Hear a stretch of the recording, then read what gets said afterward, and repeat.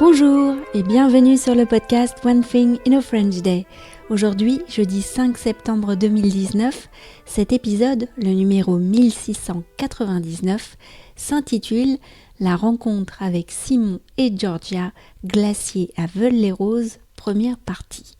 Je m'appelle Laetitia, je suis française, j'habite près de Paris et je vous raconte au travers de ce podcast un petit bout de ma journée. Enfin, depuis le début de cette semaine, je vous raconte nos vacances à Dieppe en Normandie. Le texte du podcast est disponible en vous abonnant à la newsletter sur www.onethinginafrenchday.com.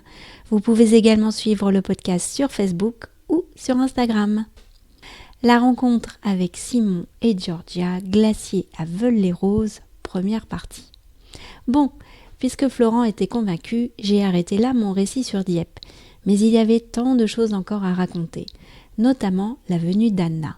L'amie de Michaela est venue passer 3 jours avec nous, alors que Pietro était retourné travailler à Paris. C'est toujours un plaisir pour nous de partager la compagnie d'Anna. Un soir, elle a demandé à regarder les infos. C'est vrai que je n'y pense pas, parce que je suis toujours en train de faire une chose ou l'autre à la maison. Ok, je dis. Et nous sommes tombés aux infos locales sur un reportage à propos d'un jeune couple de glaciers, Simon et Georgia, qui faisaient leur glace notamment à partir de fruits du jardin. Ils vendaient leur glace à l'occasion des marchés. Et puis Amélie, du salon de thé comme à la maison à Veules-les-Roses, leur a proposé de s'installer sur sa terrasse pour la saison. Je suis restée en arrêt devant la télé. Des glaciers ? Là, tout près de Dieppe ? 10 minutes plus tard, je les contactais par Internet. C'est ainsi que lorsque Pietro est revenu à Dieppe pour le week-end du 15 août, nous sommes allés manger des glaces à Veules-les-Roses. La charmante petite ville de bord de mer, aux maisons en briques, se trouve à une demi-heure en voiture au sud de Dieppe. Simon et Georgia sont vraiment très sympathiques. Ils nous ont raconté leur histoire.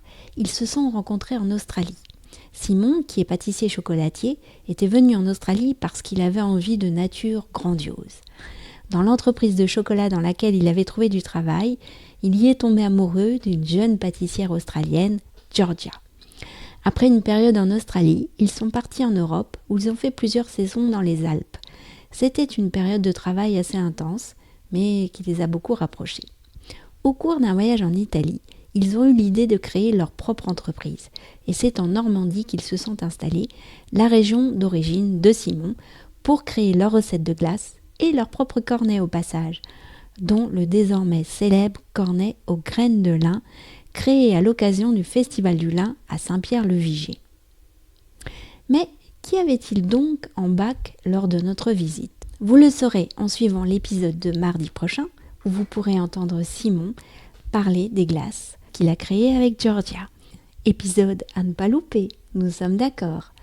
One Thing in a French Day, c'est fini pour aujourd'hui. Vous pourrez retrouver le début du texte de ce podcast ou vous abonner à la newsletter sur www.onethinginafrenchday.com. Si vous avez envie de m'envoyer un message, voici mon adresse email frenchday@gmail.com. Voilà, nous sommes jeudi. Je vais vous souhaiter de passer un très bon week-end et je vous dis à mardi prochain. Au revoir.